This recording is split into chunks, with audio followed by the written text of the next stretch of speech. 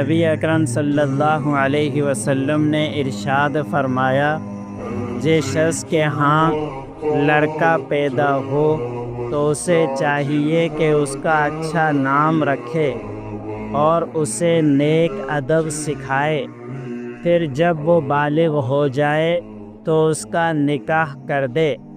اگر لڑکا بالغ ہو اور اس کا باپ اس کا نکاح نہ کرے، پھر وہ لڑکا برائی میں مبتلا ہو جائے تو اس کا گناہ باپ پر ہوگا۔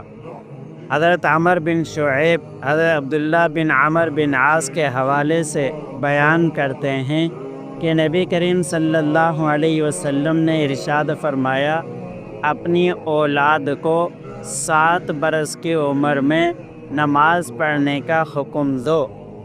جب وہ 10 برس کے ہو جائیں تو نماز نہ پڑھنے پر ان کو مارو، اور 10 سال کے ہو جائیں تو ان کے بستر بھی الگ کر دو۔